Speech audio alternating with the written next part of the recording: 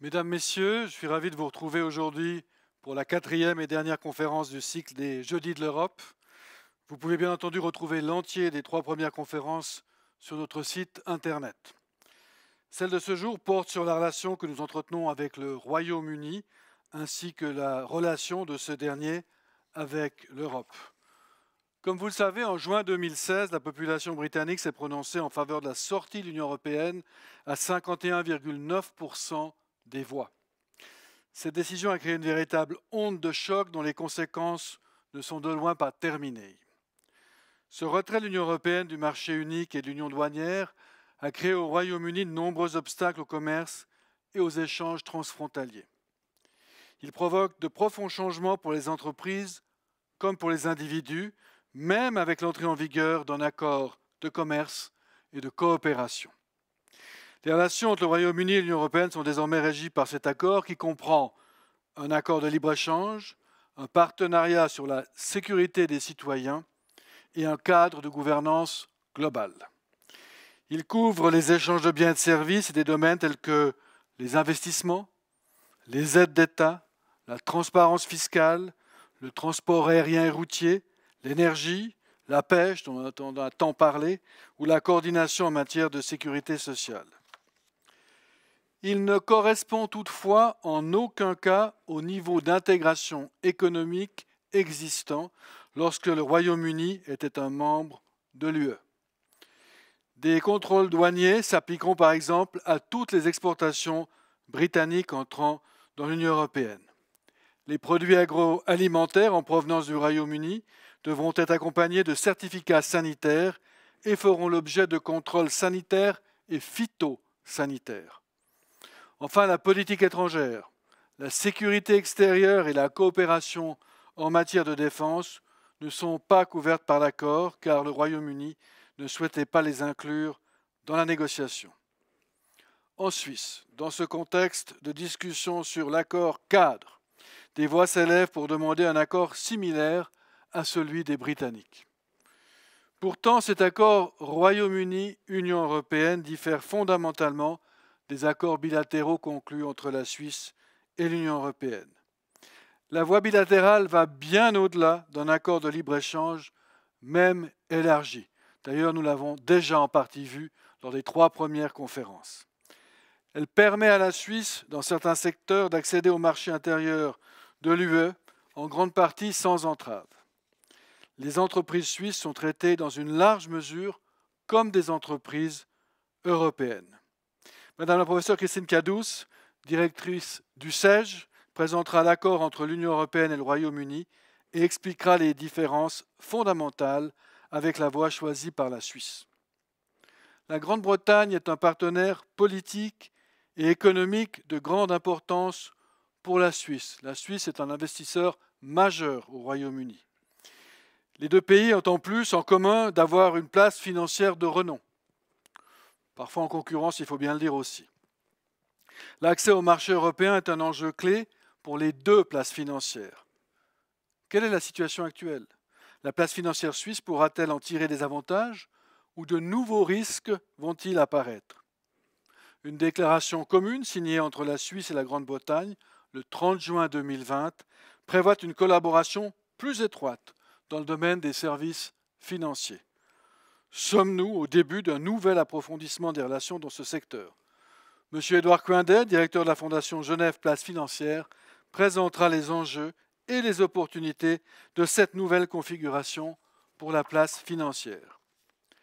Après son intervention, un point de situation sera présenté par M. Carmelo Lagana, suppléant roman d'économie suisse, au sujet des conséquences directes du Brexit sur les entreprises suisses et les possibilités d'accès au marché. Il est en effet important de savoir que les accords que l'Union européenne a conclus avec des États tiers, dont les accords bilatéraux Suisse-UE, ne s'appliquent plus au Royaume-Uni. La Suisse reconstruit ainsi une relation bilatérale avec le Royaume-Uni par le biais d'une série de nouveaux accords. Ces négociations étaient menées dans le cadre de la stratégie Mind the Gap du Conseil fédéral. Mais je ne vous en dirai pas plus à ce stade, car il est temps de passer la parole à Madame Cadous. Je me réjouis de vous retrouver à la fin du webinaire pour vos questions-réponses. N'hésitez pas à les poser. Madame Cadous, vous avez la parole.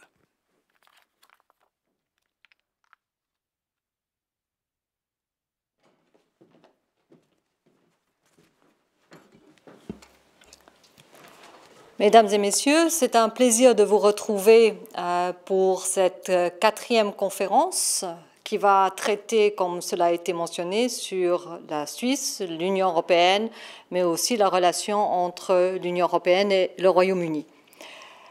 Ma présentation va porter sur l'accord qui règle la relation entre le Royaume-Uni et l'Union européenne et sur certaines différences qui existent entre cette nouvelle relation qui est entrée formellement en vigueur le 1er mai dernier et des différences avec la relation que la Suisse a développée avec l'Union européenne. Cet accord entre l'Union européenne et le Royaume-Uni s'intitule « Accord de commerce et de coopération ». C'est un accord qui est fondé sur le libre-échange qui est un concept cher au Royaume-Uni, puisque pour certains d'entre vous, vous vous souvenez, le Royaume-Uni a été un État fondateur de l'Association européenne de libre-échange et en 1960, il était un des promoteurs du libre-échange. Ce n'est pas étonnant de voir aujourd'hui, en 2021, le Royaume-Uni revenir vers ses premières idées sur les échanges internationaux. Cet accord prévoit notamment l'élimination des droits de douane. On le verra, c'est un thème central dans cet accord, s'agissant du commerce des marchandises, mais aussi cet accord est basé sur des conditions de concurrence équitables. Donc l'idée est d'avoir d'une part une libéralisation des échanges, et on le verra ensemble dans différents domaines, mais aussi l'établissement de conditions de concurrence équitables, ce que l'on décrit en anglais par les termes level playing field, qui est un terme bien connu dans les échanges internationaux. Donc, conséquence de cette relation nouvelle entre l'Union européenne et le Royaume-Uni, c'est que le Royaume-Uni est devenu un État tiers, comme l'est la Suisse, nous le savons, mais un État tiers qui ne participe plus au marché intérieur de l'Union européenne et qui ne participe plus, qui ne fait pas partie de l'union douanière. Qu'est-ce que ça a comme conséquence pour le Royaume-Uni? Le Royaume-Uni retrouve en quelque sorte sa liberté, une liberté en tout cas en termes de liberté commerciale.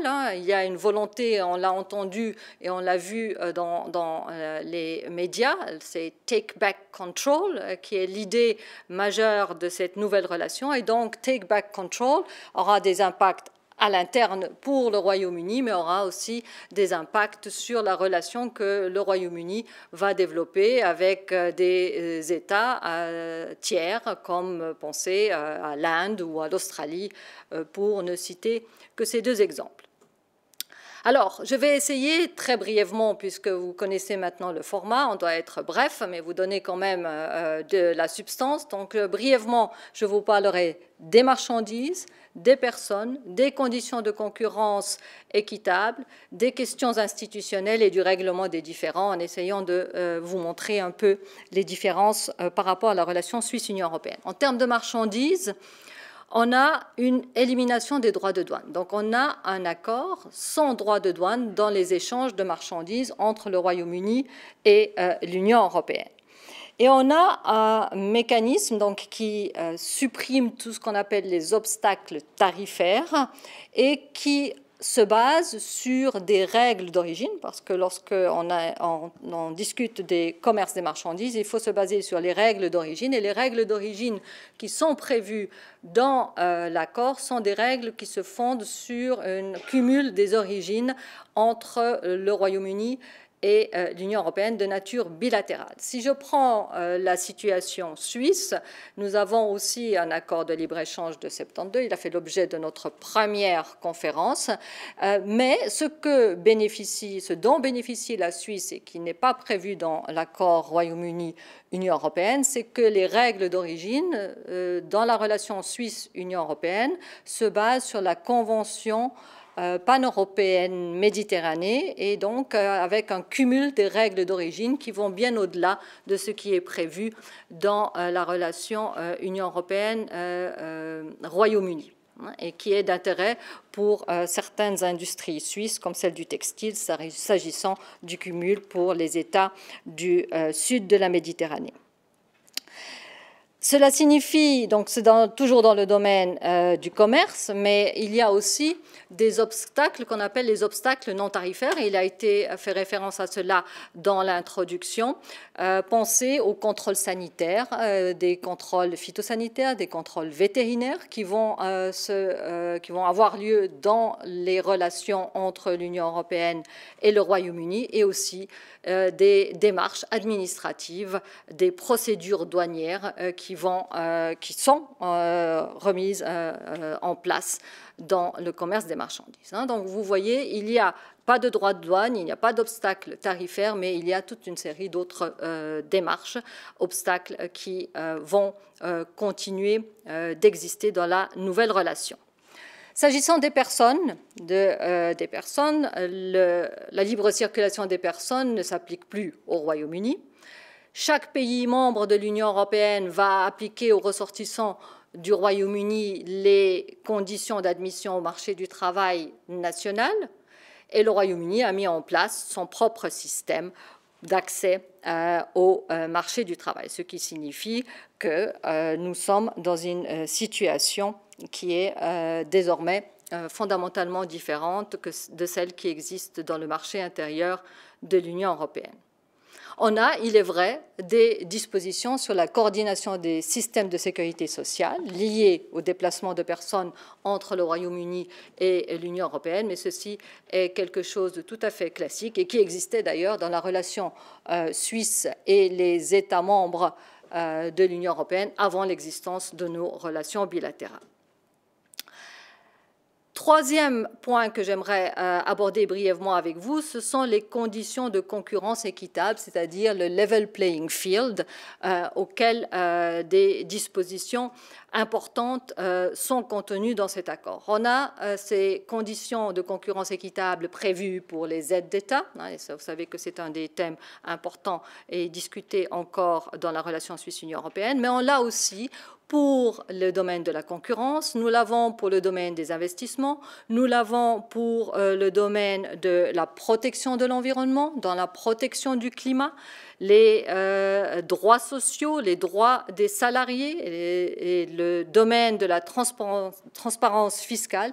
Tous ces domaines que je viens de mentionner sont soumis à des conditions de concurrence équitable entre le Royaume-Uni et l'Union européenne. Donc, ce qui signifie on a des règles qui doivent s'appliquer entre ces deux partenaires sans que le Royaume-Uni ne participe et n'ait accès au marché intérieur.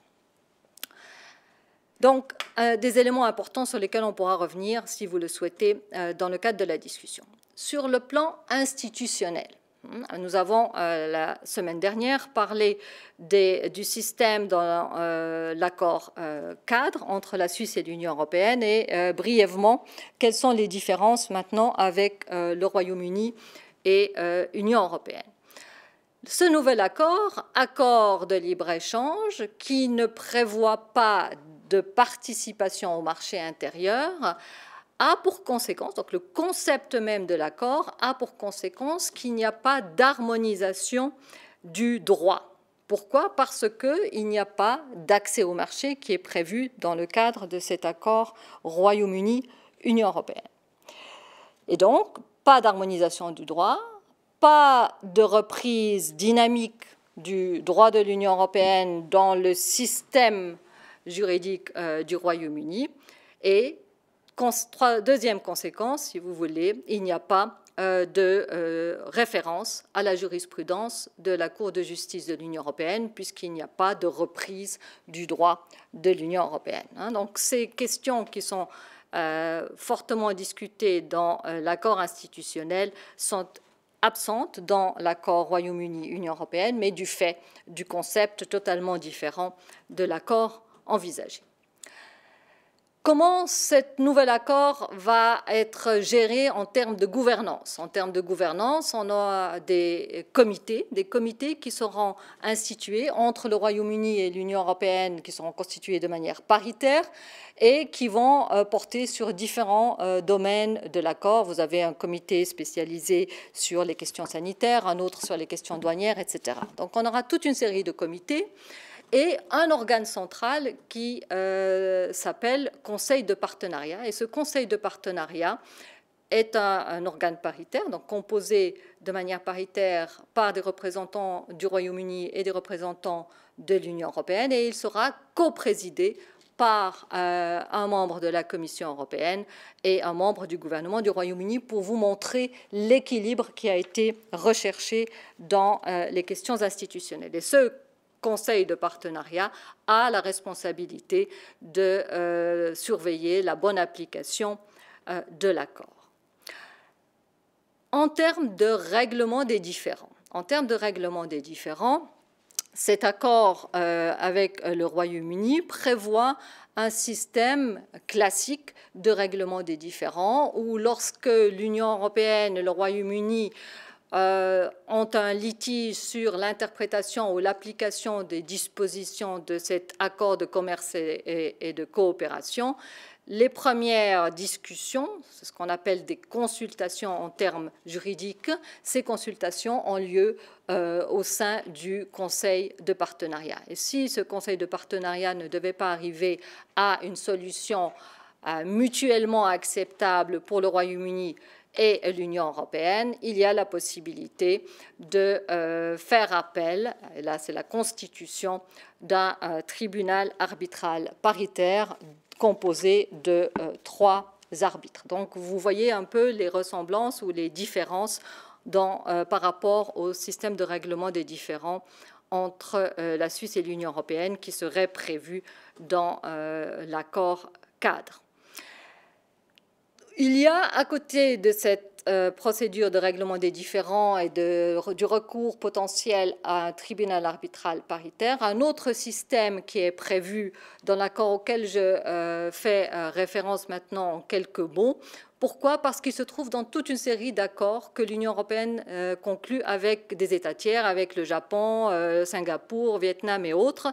C'est une procédure concernant le règlement de différends dans les chapitres qui sont consacrés aux conditions de concurrence équitable, toujours à mon level playing field. Et là, ça ne passe pas par le tribunal arbitral, mais ça passe par un panel d'experts, des experts qui vont, le cas échéant, être amenés à élaborer des recommandations aux parties au litige, en l'occurrence le Royaume-Uni et l'Union européenne. Donc vous avez 2 systèmes un peu différents qui sont prévus dans l'accord de commerce et de coopération. Voilà, mesdames et messieurs, j'ai été un peu rapide, mais j'ai essayé de couvrir les éléments les plus importants et les traits principaux de cet accord qui lie l'Union européenne au Royaume-Uni. Vous voyez bien que c'est un accord bien différent par rapport à la relation Suisse-Union européenne qui, elle, permet une participation partielle au marché intérieur qui a évidemment des conséquences que nous avons pu déjà voir ensemble lors des 3 dernières conférences. Avec ces mots, j'ai passe la parole au prochain orateur, à M. Édouard Coindet.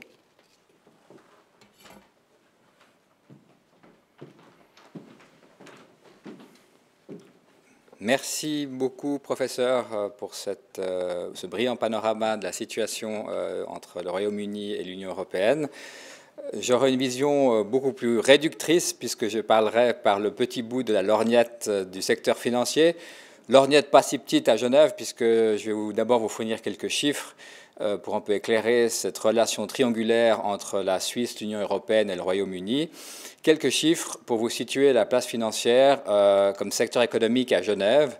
La place financière, avec toutes ses composantes, représente plus de 35 000 emplois à Genève, plus de 3 000 entreprises et surtout une très grande diversité. Mais tous les acteurs, que ce soit les banques, les asset managers, les gérants indépendants, les autres intermédiaires financiers, représentants de fonds et autres, ont une particularité, c'est qu'ils sont viscéralement orientés vers une activité internationale. La place financière genevoise est très internationale. La place financière genevoise a une contribution non négligeable au produit intérieur brut genevois, plus de 13%, qui a baissé mais qui a plutôt tendance à remonter maintenant. Et en plus des très nombreux emplois à valeur ajoutée qu'elle procure donc des impôts et surtout un centre de compétences extrêmement important. Pour commencer, je vais parler de la relation entre la Suisse et l'Union européenne du point de vue de la place financière. Eh bien, comme je vous l'ai dit, notre place financière est orientée vers l'exportation de services à une clientèle internationale et l'accès au marché revêt une importance cruciale. La Suisse a un rôle majeur à jouer dans la finance internationale puisqu'elle occupe une part de marché d'environ 25% de la gestion de fortune transfrontalière, c'est-à-dire de la fortune de clients qui est gérée hors de leur pays de domicile. Nous sommes leaders mondiaux en la matière. Je souligne que plus de 40% des actifs gérés de manière transfrontalière proviennent d'une clientèle européenne.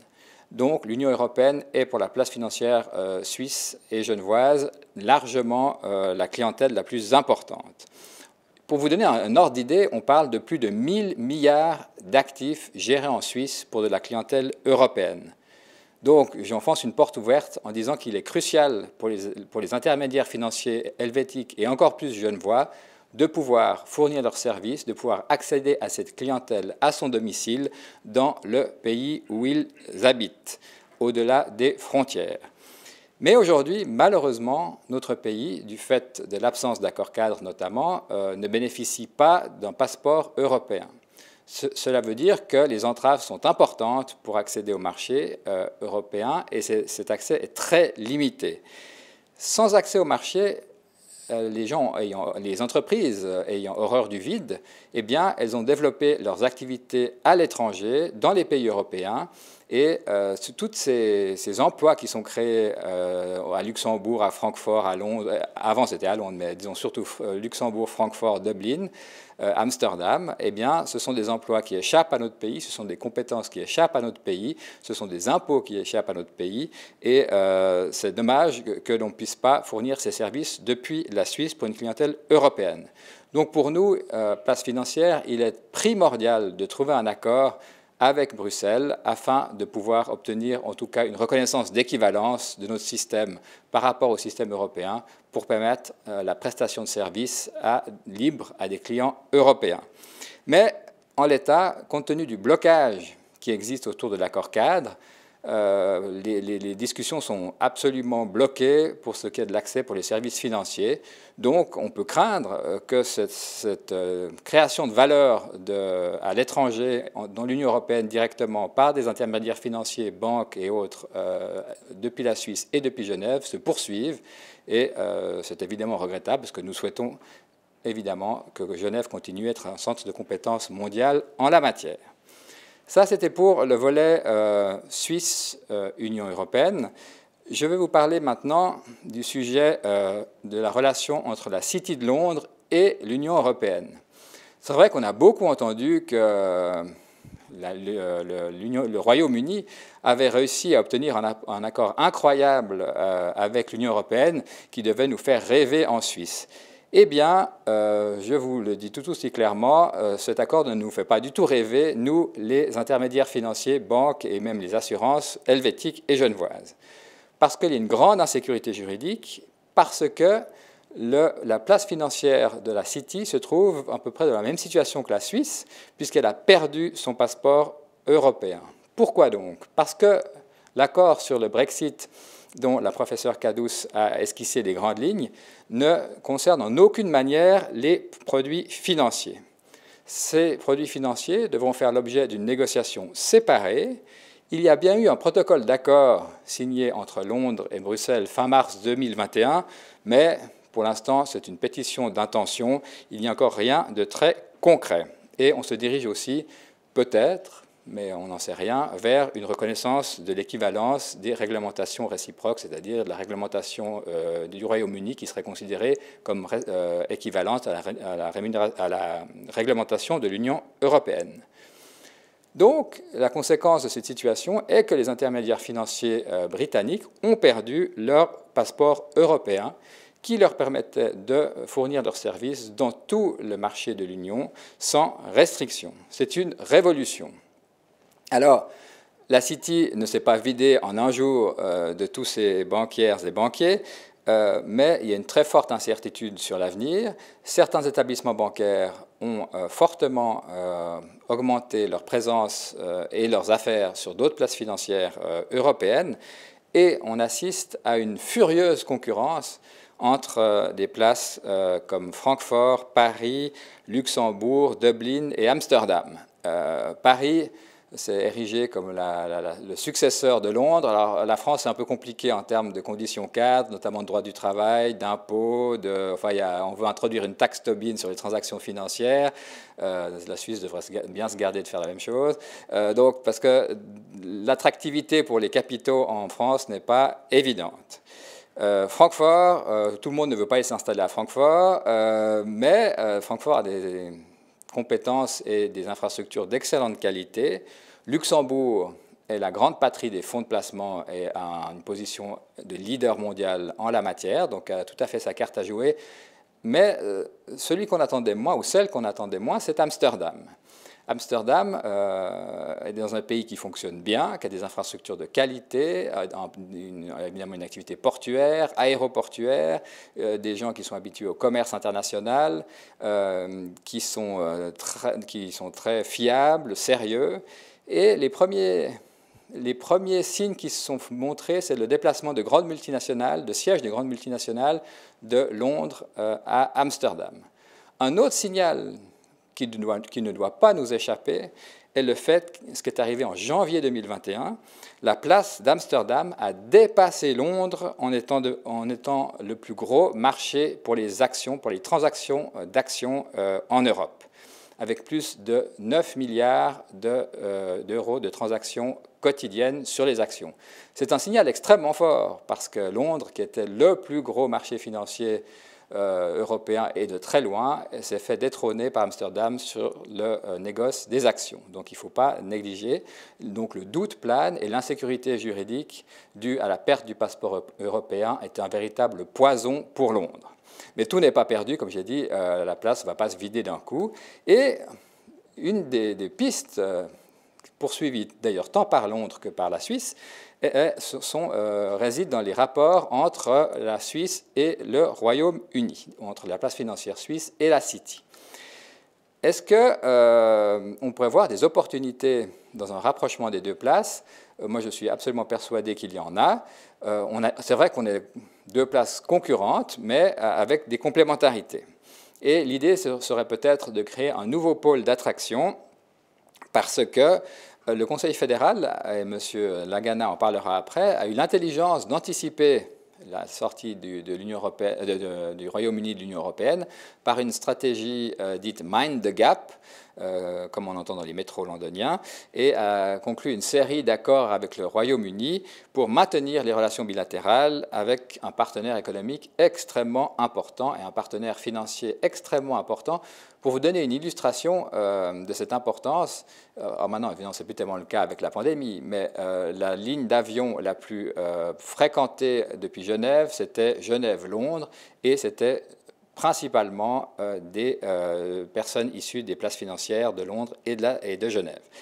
Le 30 juin, pour concrétiser ce rapprochement et cette volonté de coopération, il y a eu un accord, une déclaration d'intention relative à une collaboration approfondie en matière de services financiers qui a été conclue entre Berne et Londres.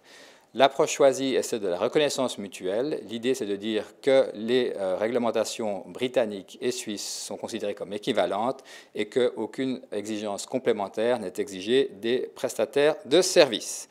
Le but, c'est d'aller relativement vite, dans une optique suisse, c'est même très vite si ça fonctionne, c'est de parvenir à un accord fin 2021 pour une conclusion officielle en 2022 et une entrée en vigueur, si possible, assez rapide. L'idée, c'est que cet accord bilatéral renforce donc, c'est un signal aussi de renforcer l'influence de ces deux places au niveau international. Et aussi, l'idée qui est sous-jacente, c'est dans cet accord de faire œuvre de pionnier dans des domaines comme évidemment la gestion de fortune, l'asset management, donc aussi la gestion institutionnelle, la finance durable et la digitalisation.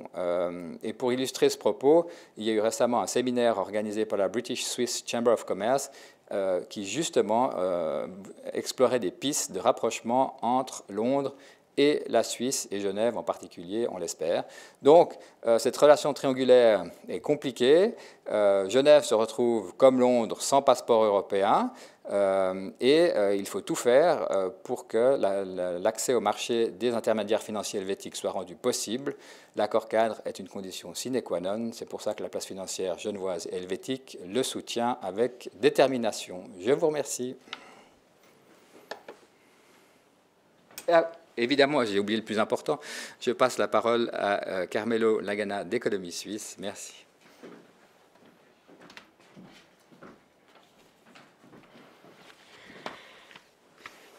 Merci beaucoup, Edouard, pour la passation de parole. Mesdames, Messieurs, le Brexit a eu des conséquences très concrètes, non seulement pour les Britanniques et les Européens, mais aussi pour la Suisse, ses entreprises et ses citoyens.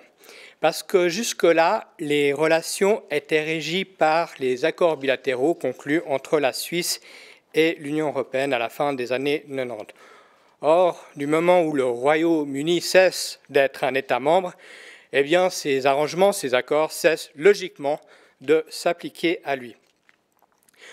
On aurait pu craindre un vide juridique entre la Suisse et le Royaume-Uni du moment où le Brexit allait entrer en vigueur. Et de tels vides juridiques n'inquiètent pas seulement les juristes, mais ils entraînent aussi toute une série de problèmes très concrets pour la vie de tous les jours. Imaginez la citoyenne suisse qui habite à Londres, qui aurait vu soudainement son statut remis en question, ou bien la compagnie aérienne qui opère chaque jour le vol Genève-Bristol et qui, du jour au lendemain, aurait perdu le cadre légal dans lequel elle opère. Les relations entre la Suisse et le Royaume-Uni sont denses et très importante. Édouard Coindet l'a évoqué, mais avant le Covid, il y avait autant de vols entre nos deux pays que de trains directs entre Berne et Zurich. Alors, au lendemain du Brexit, la stratégie du Conseil fédéral a été assez simple. Elle a été de maintenir, autant que faire se peut, les droits et les obligations connus jusque-là pour l'immédiat après Brexit, d'une part, et d'autre part, les étendre là où un intérêt commun, comme pour les services financiers par exemple, existe. C'est ce qu'on a appelé la stratégie Mind the Gap, à savoir s'assurer que personne ne tombe sur les voies du métro londonien au moment où le wagon britannique s'éloignerait du quai européen. Eh bien, dans cette optique, les négociateurs suisses ont trouvé avec leur homologue britannique des solutions visant à assurer un cadre juridique. Entre fin 2018 et courant 2019, 5 accords ont été conclus entre la Suisse et le Royaume-Uni. Ils couvrent les domaines du commerce, des transports aériens et routiers, les assurances, mais aussi celui des droits acquis des citoyens. Si on prend par exemple l'accord sur le transport aérien, il a été signé le 17 décembre 2018, il est entré en vigueur le 1er janvier 2021 et il assure le maintien ininterrompu de la réglementation existante dans ce domaine. afin que les compagnies aériennes continuent de disposer de droits de trafic applicables jusque-là. Si on prend un autre cas de figure, le droit des citoyens, eh bien l'accord a été signé le 25 février 2019.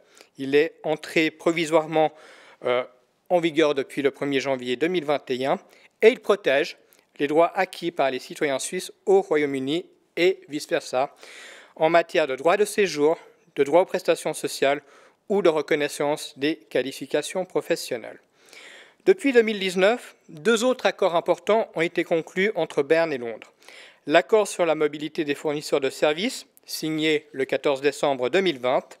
Cet accord porte sur les prestations transfrontalières de services de courte durée par des personnes physiques.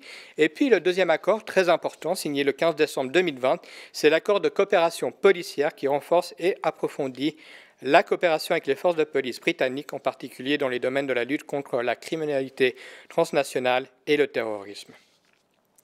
De la stratégie Mind the Gap, on a donc passé à la stratégie Mind the Gap Plus. Et on comprend bien quelle est la volonté des 2 partenaires en la matière, approfondir autant que faire se peut les relations. Ils ont donc signé, ça a été évoqué par les personnes qui se sont exprimées avant moi, un accord, une déclaration commune le 30 juin 2020 qui prévoit par exemple une collaboration plus étroite dans le domaine des services financiers. Le 21 décembre 2020, la Suisse et le Royaume-Uni ont aussi annoncé leur intention de renforcer leur coopération dans le domaine de la migration. La professeure Cadus a abordé la question de l'accord de commerce et de coopération entre l'Union européenne et le Royaume-Uni qui est entré en vigueur donc, depuis le 1er mai de cette année, le Parlement européen l'ayant adopté. Mais les tensions entre les 2 partenaires ne se sont pas pour autant apaisées. On peut évoquer notamment la procédure d'infraction engagée par l'Union européenne concernant le protocole sur l'île ordonnance qui se poursuit, ou bien la fragmentation de la politique commerciale de l'Union européenne qui s'accompagne de nombreuses nouvelles entraves au commerce, droits de douane, contrôle fastidieux aux frontières, charges administratives. Tout cela n'affecte pas seulement les entreprises britanniques et européennes, mais aussi les entreprises suisses. Et dans cette perspective, il est vraiment devenu très urgent pour la Suisse que les règles d'origine entre notre pays et le Royaume-Uni soient adaptées. Parce qu'aujourd'hui, les entreprises suisses et britanniques ne peuvent plus cumuler les matières intermédiaires de l'Union européenne dans leurs échanges. Ça veut dire quoi concrètement? Concrètement, ça veut dire que les composants ou entrants provenant de l'Union européenne ne peuvent plus être pris en compte pour l'exportation en franchise de droit de produits suisses vers le Royaume-Uni et vice-versa. Donc nos entreprises sont nettement moins concurrentes que les entreprises européennes. Mesdames, Messieurs, la stratégie du Conseil fédéral a permis à la Suisse de maintenir à flot les très bonnes relations que nous avions avec les Britanniques après le Brexit. Mais il n'en demeure pas moins que le ciel n'est pas bleu en ce moment, outre le fait qu'il pleuve de manière importante à Genève aujourd'hui. Un recul massif des échanges a été enregistré en janvier dernier, dû notamment aux turbulences que nous connaissions à l'époque, non pas seulement uniquement en raison du Covid, mais aussi sur le fait que nous ne savions pas jusqu'à quand la période de transition allait durer et si le Parlement britannique et le Parlement européen auraient accepté l'accord qui avait été négocié. On a enregistré en janvier 2020 une baisse des importations du Royaume-Uni de 46%. Et une baisse des exportations de plus de 30%. Et cette tendance, malheureusement, elle ne s'est pas atténuée ce dernier trimestre, puisque les exportations suisses vers le Royaume-Uni ont reculé de 23,6%. Si cette tendance négative devait se poursuivre pendant plusieurs trimestres, elle aurait un impact durable sur le commerce extérieur suisse et britannique. Pour conclure, j'aimerais relever qu'avec l'accord de coopération de commerce entre l'Union européenne et le Royaume-Uni, il est urgent d'agir dans le domaine des règles d'origine en vigueur entre la Suisse et le Royaume-Uni.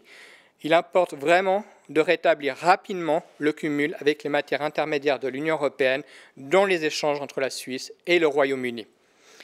À cela s'ajoute que les relations avec le Royaume-Uni doivent être intensifiées, notamment dans le domaine des services financiers, des marchés publics, de la protection de la propriété intellectuelle, du commerce numérique, de la cybersécurité, de la reconnaissance mutuelle des qualifications professionnelles et enfin dans la coordination des systèmes sociaux entre nos 2 États. Aujourd'hui, le Brexit est un fait la Suisse a pris les devants. Le Conseil fédéral a adopté une stratégie qui est gagnante, mais il faut la poursuivre parce que rien n'est jamais acquis dans les relations internationales entre deux États au vu des turbulences que nous traversons aujourd'hui. Je vous remercie et je passe la parole à M. Desmatter. Merci beaucoup. Merci à nos orateurs pour nous avoir permis de situer la dimension de l'accord passé par le Royaume-Uni avec l'Union européenne et ses différences fondamentales avec la situation que nous connaissons maintenant dans nos relations avec l'Europe. C'est le moment des questions. J'ai vu qu'il y en avait un certain nombre. Je vais donc demander à ce qu'on pose la première. Est-ce qu'on connaît déjà l'impact du Brexit au niveau économique, donc ses répercussions pour le PIB, l'emploi, le taux de chômage? Et est-ce que c'est une voie qui serait viable pour la Suisse? Qui veut répondre? Monsieur Lagana.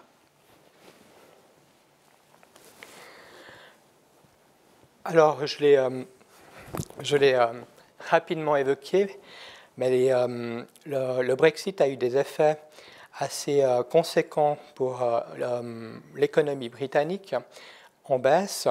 On a aussi ces problèmes avec la pêche et l'Irlande du Nord, sur lequel l'Union européenne a engagé une procédure d'infraction.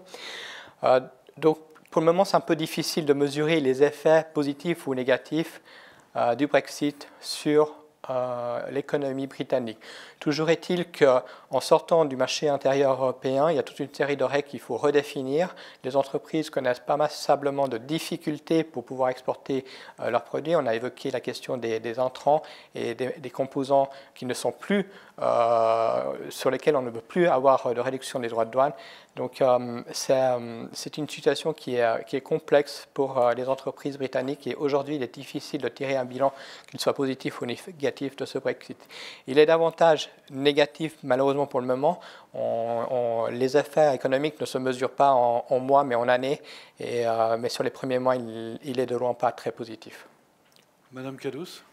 Oui, juste peut-être un complément important à relever, c'est que le Royaume-Uni, jusqu'à maintenant, faisait partie du marché intérieur. Et donc, en faisant partie du marché intérieur, il a dans son ordre juridique national l'ensemble des règles qui étaient applicables dans le marché intérieur jusqu'au 31 décembre 2020. Donc, au fond, il est, si vous voulez, presque, disons, allez, 100% ou 95% compatible avec les règles applicables dans le marché intérieur. Et donc, l'effet au-delà de ce que nous venons de discuter en termes économiques, l'effet du décalage des règles qui seraient applicables au Royaume-Uni et les règles applicables sur le territoire des États membres de l'Union européenne ne se fera sentir que petit à petit. Et donc, les effets ne sont pas immédiats.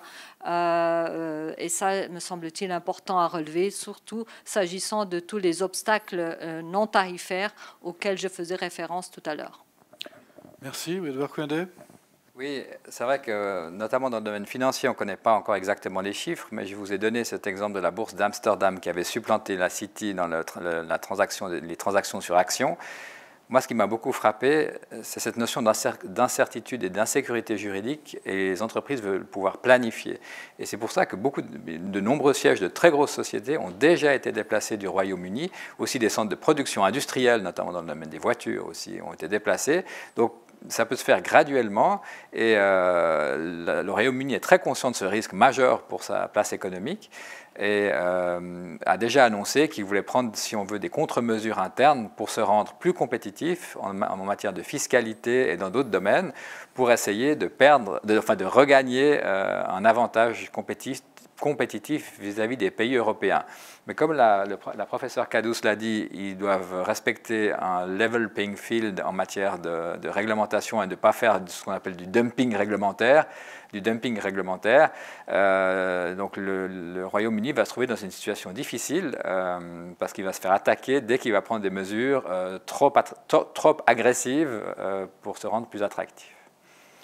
Pour donner un exemple très concret, puisque j'ai fait partie de la délégation suisse qui s'est rendue à Londres au moment où l'on devait discuter les premières étapes de la stratégie Mind the Gap, la marge que dégageait l'industrie automobile en Grande-Bretagne. L'industrie automobile britannique, ça peut faire sourire certains.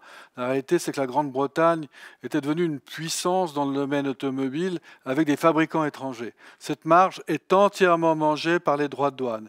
Et la raison pour laquelle vous avez ce déplacement qui a été mentionné d'une fabrication d'Angleterre dans d'autres pays européens, c'est exclusivement le fait que pour reconstituer la marge qui est faible, c'est surtout le volume qui permet de faire de la marge, pour reconstituer donc cette marge bénéficiaire, il faut se déplacer. Je crois que c'est assez simple à comprendre pour tout le monde. Deuxième chose, pour tous ceux qui ont suivi la conférence que Michel Barnier a donnée devant l'Institut européen de l'Université de Zurich il y a quelques semaines, il y a déjà maintenant dans les échanges entre l'Union européenne et la Grande-Bretagne une baisse de plusieurs dizaines de pourcents. Est-ce que ça va se confirmer? Est-ce que c'est dû à la situation particulière que nous vivons? Bien sûr que tout ça pourra être observé. Je rappelle que l'Union européenne est pour la Grande-Bretagne un marché très important en termes d'exportation. C'est beaucoup moins vrai pour l'Union européenne s'agissant du Royaume-Uni, où on parle de moins de 10%. Donc, de manière très concrète, on sait quelles sont les difficultés auxquelles on est confronté maintenant et auxquels on risque d'être confronté plus avant encore si la relation, d'une certaine manière, ne s'améliore pas. L'ambition des Britanniques, comme ça a été dit, est deux ordres. D'abord, être plus compétitif, mais ça veut dire, évidemment, attaquer des problématiques sociales, notamment en Grande-Bretagne, qui ne seront pas si faciles que ça à résoudre. Et vous pouvez vous imaginer aussi qu'au plan technique, on ne va pas faire une voiture en Grande-Bretagne qui ne correspondrait pas à des normes qui sont des standards européens, voire mondiaux. C'est tout simplement inconcevable. Donc cette marge de manœuvre dans ce domaine-là est extrêmement faible et je pense que c'est une illusion d'y penser. Donc c'est pour ça aussi que le Royaume-Uni développe actuellement une stratégie visant à contrebalancer l'importance de son marché avec l'Union européenne, avec d'autres places, comme vous l'avez vu, c'est l'Asie en particulier ces derniers temps, avec une multiplication d'accords dont la substance même d'ailleurs n'est pas très importante dans un certain nombre de cas. Voilà en gros esquisser de manière générale ce qui se passe actuellement entre le Royaume-Uni et l'Union européenne. Évidemment que nous verrons ces prochains mois ce que ça va donner, mais la tendance n'est pas bonne, clairement.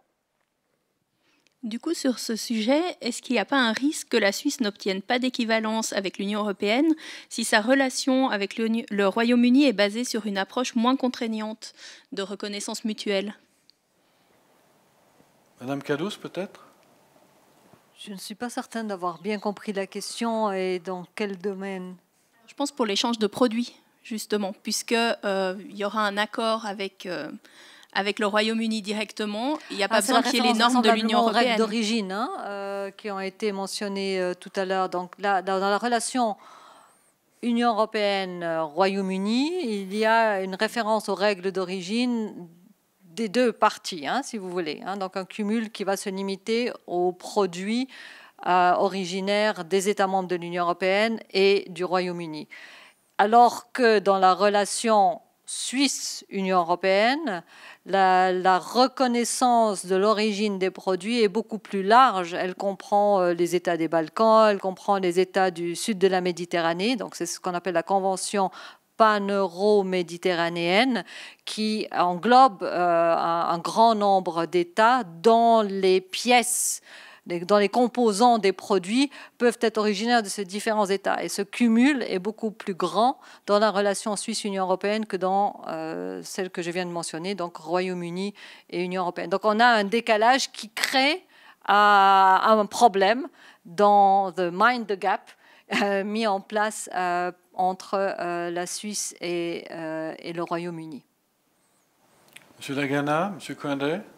Oui, volontiers, peut-être une petite précision. Le problème aussi qu'il y a entre la reconnaissance mutuelle des normes, c'est qu'aujourd'hui, la reconnaissance mutuelle des normes entre la Suisse et le Royaume-Uni est basée sur les accords bilatéraux. Or, cette reconnaissance n'est plus en vigueur, étant donné que le Royaume-Uni est sorti de l'Union européenne et que, par conséquent, l'Union européenne n'est plus d'accord que les règles fixées pour la reconnaissance mutuelle des normes en vigueur dans les accords bilatéraux s'appliquent aussi dans la relation entre le Royaume-Uni et la Suisse. Raison pour laquelle des droits de douane élevés sont désormais ponctionnés aux entreprises qui utilisent ces composants qui viennent de ces États membres et pour lesquels il faut trouver maintenant une solution d'entente avec le Royaume-Uni, mais aussi dans le respect des règles qui sont en vigueur avec l'Union européenne, d'où la difficulté de trouver un consensus.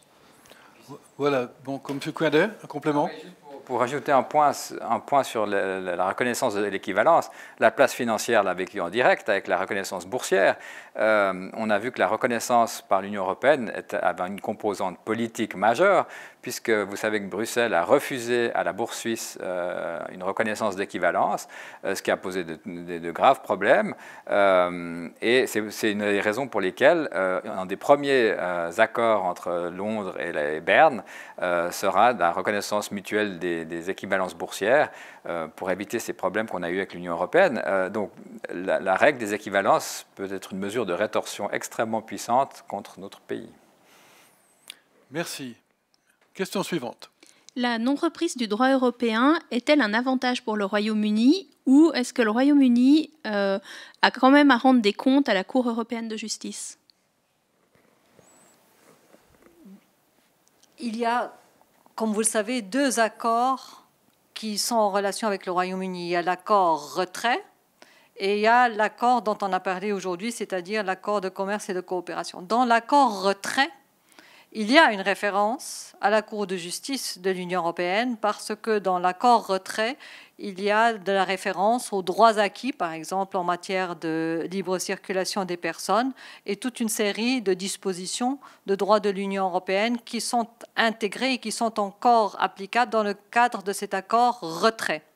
Donc dans ce premier accord, il y a cette référence à la Cour de justice par rapport aux notions de droit de l'Union. Dans le nouvel accord, comme il n'y a pas d'harmonisation des règles dans l'espace Royaume-Uni-Union européenne, il n'y a pas de référence à la Cour de justice et à la jurisprudence de la Cour de justice. Mais maintenant, le concept de take-back control, c'est un concept relatif. Take-back control veut dire reprendre en main ses propres règles, notamment. Et l'enjeu dans, je dirais, l'élaboration des futures règles au Royaume-Uni, c'est dans quelle mesure ces futures règles du Royaume-Uni vont se référer de manière autonome, en Suisse on connaît bien ce que c'est que l'adaptation autonome, vont se référer, oui ou non, de manière autonome aux règles développées dans l'Union européenne, qui seront les règles applicables pour accéder au marché, que ce soit en matière de services financiers, que ce soit en matière de commerce de marchandises ou dans tout autre domaine dans la relation future entre le Royaume-Uni et l'Union européenne. Donc l'autonomie ou la récupération de l'autonomie est un concept relatif. Merci. Très relatif, d'ailleurs, vous l'aurez observé dans la discussion dans notre pays, puisque maintenant on vient nous expliquer qu'à défaut d'un accord cadre, on va pouvoir adapter nous-mêmes spontanément notre droit au droit de l'Union européenne. Tout ceci sans aucune espèce de reconnaissance de la part de l'Union, puisque précisément on renoncerait à l'accord cadre. C'est ce que j'appelle la soumission totale par rapport à tous ceux qui parlent d'indépendance si on ne signe pas l'accord cadre. Mais enfin, voilà, c'est une parenthèse que je me permets de faire parce que la discussion a lieu actuellement dans ce pays et parce qu'on l'a déjà eu à l'époque où l'espace économique européen a été refusé. Donc à quoi sert-il de s'aligner sur les autres si c'est pour que les autres ne vous reconnaissent pas? Je passe à la question suivante. Comment les deux pôles financiers britanniques et suisses se positionnent par rapport aux pôles financiers européens et notamment au Luxembourg? Oui, c'est une question très importante parce que, comme je l'ai dit, il y a une concurrence féroce des places financières européennes pour récupérer des parts de marché britanniques. Alors, il y a Francfort qui s'est bien positionné parce que c'est une place assez forte, bien outillée, avec des compétences élevées. Luxembourg, comme je l'ai dit, est très spécialisé dans le domaine des fonds de placement. Alors, ils sont leaders dans le domaine, mais Luxembourg, donc ils sont un peu monoculturels en matière de fonds de placement. Et puis, ils ont plusieurs désavantages compétitifs. C'est leur situation. Au fond, c'est un petit pays. C'est très difficile de faire venir vivre des gens au Luxembourg. C'est un pays où le climat n'est pas idéal. Non, mais on rigole, mais c'est vrai. Il pleut tout le temps. Et puis, la ville de Luxembourg, c'est un pays de 300 000 habitants, donc c'est difficile, c'est pas très attractif. Donc ils sont très spécialisés dans les fonds de placement. C'est pour ça que moi je suis de très près ce qui se passe à Amsterdam, parce que Amsterdam est une ville beaucoup plus agréable à vivre, beaucoup plus internationale, avec une fiscalité attractive, comme je l'ai dit, des relations en aéroport extrêmement performants, un port, une culture d'entreprise très développée, une connaissance des langues. Donc je pense que Amsterdam est un concurrent très sérieux au sein de l'Union européenne. Mais la Suisse, par exemple, ne va pas attirer l'ensemble de la City en 2 jours parce que nous n'avons pas ce passeport européen qui est indispensable pour toucher cette clientèle dans le marché unique. Un complément? Ce n'est pas le cas, on passe à la prochaine question. Estimez-vous que l'Union européenne est sortie affaiblie ou plus forte du Brexit?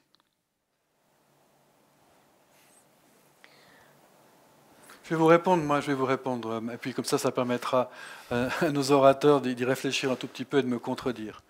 C'est beaucoup trop tôt pour se prononcer. C'est un pari qui est fait. C'est un divorce. Comme l'a très bien dit Michel Barnier, dans un divorce, l'important c'est que les deux ne sortent pas le plus affaiblis possible. Donc de toute façon, il y a 2 perdants, et la question c'est de savoir comment on voulait faire en sorte que la défaite soit la moins forte pour l'un et pour l'autre. Point. Il n'y a pas de gagnant par rapport à l'autre partie, il y a 2 parties qui sont perdantes.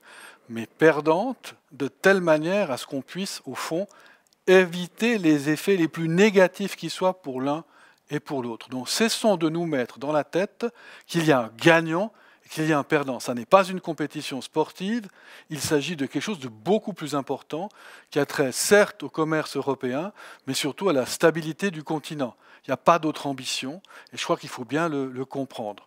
Alors, c'est là qu'on est aujourd'hui. On verra dans le futur si les relations vont dans un sens qui est celui d'une meilleure, d'une plus grande stabilité ou d'une certaine instabilité pour le continent. Si je peux peut-être rebondir sur ce que vous venez de dire, il n'y a pas de perdant. La meilleure preuve, c'est que les 2 partenaires ont négocié durement pendant plus de 3 ans pour trouver les meilleurs termes possibles pour qu'il n'y ait que des gagnants à ce divorce voulu par le peuple britannique. Et c'est vraiment un signal très important parce qu'une des 2 parties aurait pu très bien claquer la porte et dire écoutez, vous quittez, on verra bien dans quelques temps comment ça se passe et puis revenez quand vous aurez de meilleures intentions. Ça n'a pas du tout été l'objectif de la Commission européenne qui a essayé justement, alors que la position des Britanniques était très dure en termes de négociation, de trouver une solution pour que les 2 partenaires sortent la tête haute de cette situation. Madame Cadous. Oui, je partage totalement ce qui vient d'être dit. Je pense qu'il n'y a pas de perdant, pas de gagnant. C'est vraiment le résultat de cet accord, c'est la recherche du compromis par rapport aux objectifs des 2 parties contractantes. Et si on repense à l'objectif du Royaume-Uni, c'est de regagner une certaine autonomie, de ne plus participer au marché intérieur, de supprimer la libre circulation des personnes et d'aller leur propre voie. Et cette propre voie, clairement, était aussi une non-participation à l'espace économique européen, parce qu'il y aurait eu une voie médiane qui aurait été l'espace économique européen et qui n'était absolument pas un objectif politique du Royaume-Uni. Et donc, la voie restante, si j'ose dire ainsi, c'était le libre-échange tel qu'on le voit ici. Alors, si on prend maintenant du côté de l'Union européenne, alors c'est le libre-échange, comme je l'ai exprimé, en matière de marchandises et en matière de services et d'investissement, mais avec le respect de règles de conditions de concurrence équitables qui ont un impact sur l'application des règles dans chacun des territoires des parties contractantes. Donc en réalité, cette autonomie retrouvée est une autonomie relative pour les raisons que j'ai exprimées d'ailleurs dans ma réponse antérieure à l'autre question. Et donc, il n'y a ni gagnant ni perdant dans cette relation et c'est surtout un compromis pour permettre la continuation de relations étroites entre le Royaume-Uni et l'Union européenne. Question suivante.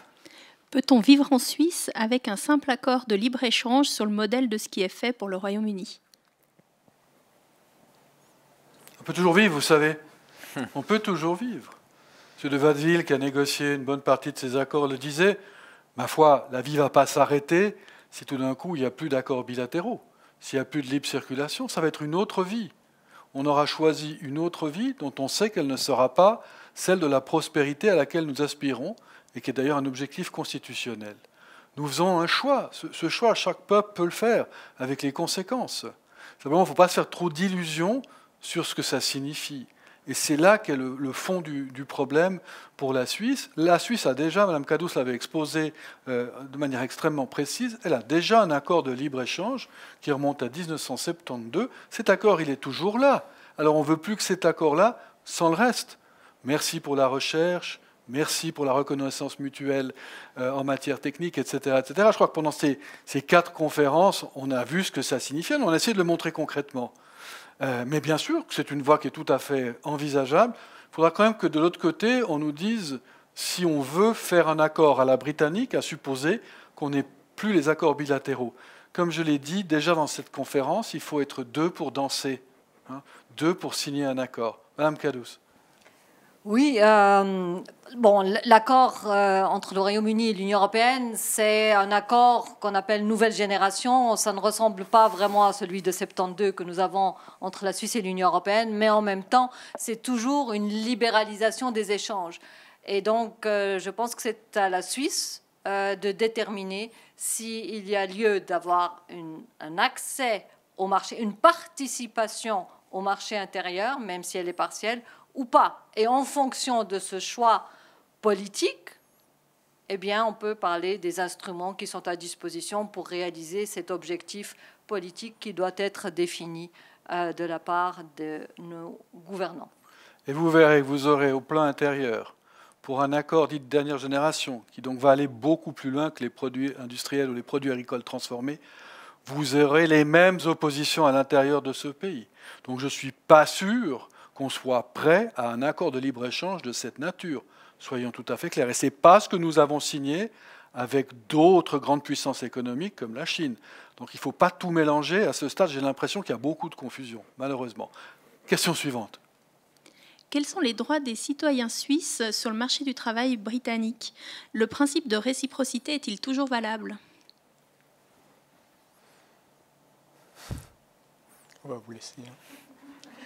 Dans la relation Suisse, alors Suisse-Union européenne, on a bien sûr l'accord sur la libre circulation des personnes. Maintenant, Royaume-Uni, Suisse, on a cet accord qui vise à mettre en place des règles qui remplacent l'accord entre l'Union européenne et la Suisse dans la relation avec le Royaume-Uni.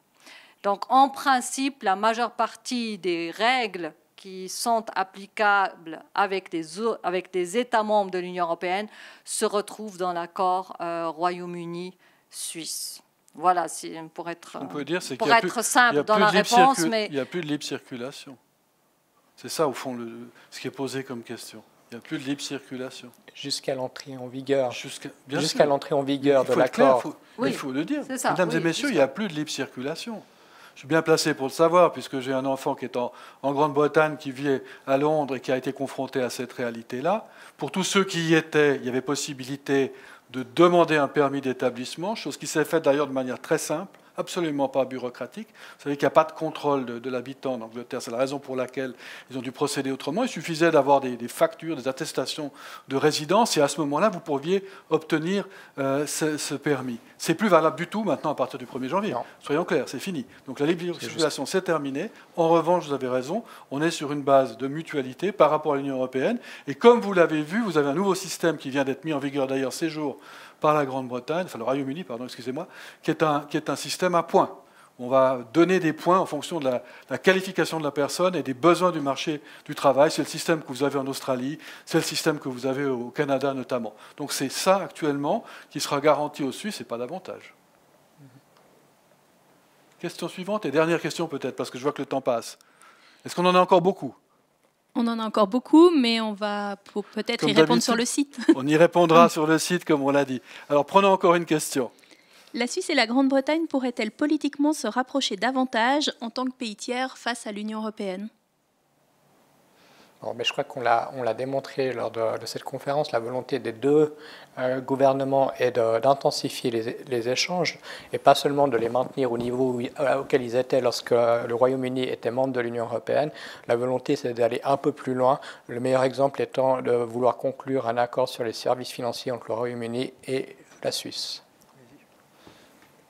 Oui, pour aller dans le même sens, je pense que, comme je l'ai dit dans mon bref exposé, les deux pays, Suisse et Royaume-Uni, pourraient faire œuvre de pionniers en matière d'accord sur les services financiers pour aller loin dans des coopérations dans des domaines comme la gestion de fortune, l'asset management, la finance durable et la digitalisation. Je parle de la finance durable parce que tant la place genevoise que la place londonienne sont très profilées sur ces questions-là et je pense qu'il y a vraiment une carte à jouer de faire un bloc, pas contre l'Union européenne, mais de montrer de manière internationale que nous savons collaborer sur ces grands défis et enjeux de demain. Et je pense qu'il y a une volonté des deux côtés d'agir dans ce sens. Donc j'ai bon espoir. Peut-être une remarque un peu plus générale sur la stratégie que le Royaume-Uni a développée avec le reste du monde. Donc le Royaume-Uni a véritablement développé une stratégie d'accord pour poursuivre les relations qui existaient précédemment entre l'Union européenne et les États tiers. Et donc, en faisant cela, il a renouvelé ou reconclu, si vous voulez, des accords qui reprennent pas toujours l'identique de la relation qui existait entre l'Union européenne et cet État tiers, mais de manière très ressemblante avec des pays africains. Et le Royaume-Uni est en train de répéter cela à travers les différentes régions du monde pour consolider la perte de la non-participation à l'Union européenne et d'essayer de contrer cela aussi bien au niveau politique qu'au niveau économique. Voilà, merci Sir Normanstow. Nous ne sommes pas deux îles. La Suisse n'est pas une île comme l'est deux îles, le Royaume-Uni. C'est donc complètement différent. Et ceux qui font des parallèles dans ce domaine, parce qu'on sent bien que derrière cette question, il y a cela, ferait bien de se méfier. La Suisse, au cas où ça aurait échappé à certains depuis le début de ce cycle de conférences, se trouve au milieu de l'Europe et pas en marge et pas à sa périphérie, et certainement pas avec une mer qui la sépare de l'Union européenne. Donc on n'est pas tout à fait, et même pas franchement, dans le même type de relation. Et pour le reste, 68 millions versus 8,5. De toute façon, ça c'est un point qu'il faut prendre en considération dans toute discussion, avec tout le respect que j'ai pour le Royaume-Uni. Voilà, je crois qu'on va arrêter là. On prendra les questions suivantes sur notre site. On y répondra, comme je vous l'ai dit. Nous arrivons à la fin de ce cycle de conférences organisé depuis le 15 avril. Je tenais à clôturer cette dernière conférence en remerciant vivement tous nos conférenciers qui sont investis pour ces webinaires, à savoir Jean-Luc Favre et Philippe Cordonnier pour les conférences sur les accords en vigueur d'accès au marché, Jean-Marc Triscon et Im Zufwald pour la conférence sur les négociations en cours et les nouveaux enjeux. On a vu les enjeux en matière de recherche, en matière de marché de l'électricité notamment. François Baur et Roland Muller pour la conférence sur l'accord cadre, Édouard Coindet, Carmelo Lagana pour la conférence de ce jour sur le Brexit. Un grand merci également aux organisatrices et organisateurs, dont la professeure Christine Cadous et le SEJ, que nous ne présentons plus maintenant après 4 webinaires et qui est à l'origine de cette idée d'un séminaire explicatif, simple, factuel, sur nos relations avec l'Union européenne, ainsi que Stéphanie Ruegzeger, Catherine Lance-Paquier, du département de politique générale de l'affaire Genève. Merci à elles pour leur engagement, leur efficacité dans la mise sur pied de ce cycle d'événements de qualité. Merci aux équipes de l'affaire Genève qui ont travaillé à la coordination et au bon déroulement de ces webinaires, plus particulièrement Michael Almeida, Marie-Laure Duparc, Karine Curti, Barbara Pérez, ainsi qu'Anthony Montes, et toute l'équipe technique et audiovisuelle qui a permis la réalisation de ces webinaires. Vous pourrez bien entendu retrouver les 4 webinaires sur notre site internet dès demain. Comme ça a été dit et répété, les questions que vous avez posées auxquelles nous n'avons pas pu répondre trouveront réponse également sur notre site. Je me réjouis de vous retrouver pour de prochaines conférences. Toutes les conférences organisées par l'affaire Genève se trouvent sur la page événements de notre nouveau site récemment mis en production. N'hésitez pas à le consulter régulièrement et bien sûr à vous inscrire. Belle fin de journée, merci pour votre participation et à très bientôt.